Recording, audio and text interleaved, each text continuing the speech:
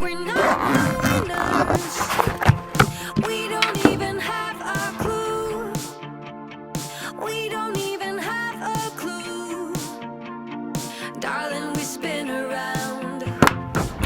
You see, I started daily vlogging nearly 2 years ago. In 2015, I went to Ireland and I wanted a new camera. This was the camera.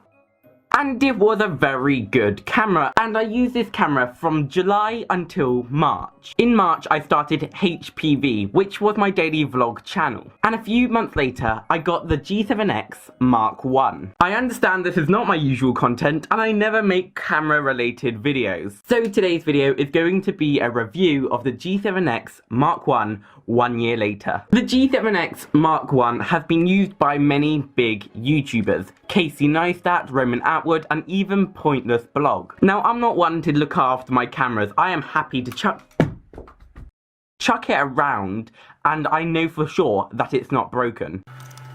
See? I used the G7X Mark I while I'm on the skateboard, and recently I was hit by a Land Rover on my skateboard. This camera went flying and hit the road lens down. And over the last year, the lens has suffered many drops and falls and has gained many little scratches and bumps. When I'm using the camera, I always use it in auto mode. There's no point putting a little point and shoot into manual, unless you're doing photos. I use this camera on a daily basis, and the auto mode is very important, especially the autofocus. For the first 6 months it was okay, and then I dropped it and it broke a little because for some reason now the autofocus doesn't really focus when it's in video mode. I live in England and every single day is very, very humid compared to other places in the world. And it rains pretty much all the time. Not going to lie, it rains too much to be a daily vlogger. Canon do not advertise the G7X Mark I as being weather sealed, but in my opinion it's quite waterproof. I wouldn't recommend going underneath water with it, but if it's raining quite heavily,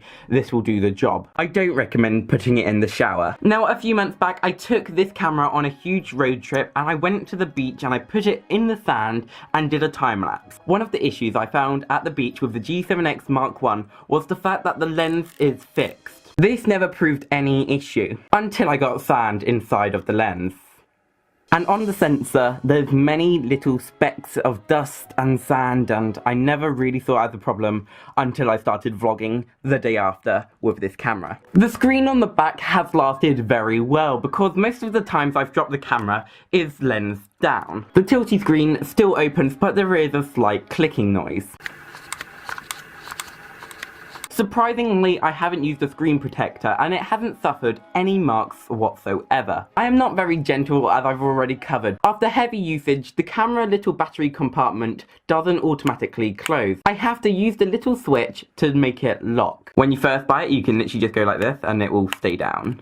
I use the G7X every single day, and the text on the function set button is wearing away. Now, this isn't really a big issue at all because I don't really use it. I've learned what the button is and what it does because it is the menu button. But other than that, this camera is definitely one of the best cameras for starting YouTube. The G7X Mark II is now out, but the G7X Mark I, for the price and what I use it for, it's perfect. And from personal experience, I feel if this camera broke, my daily vlogs would not be as good as they are. And in my personal experience, I wouldn't get the G7X Mark II, I would get another one of these because there really isn't much difference. Like, for what they advertise it as, and compared to this, it really isn't worth the difference. The Sony RX100 would definitely be a huge upgrade, but this camera is honestly perfect for what I need it to do. I started daily vlogging on this, and then to the G7X Mark I, and I currently daily vlog with the Canon 760D. But for today's video, I have been lent the Lumix FZ1000.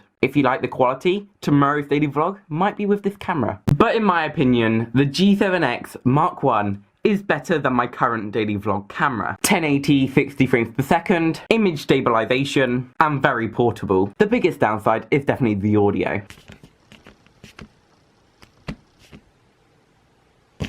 But I hope I have helped you peeps know more about my little point and shoot, of which I have used every single day for the past year. And thank you peeps for watching, and remember as always, a like, comment, and subscribe, and I'll see you peeps in the next video. And on that note, goodbye.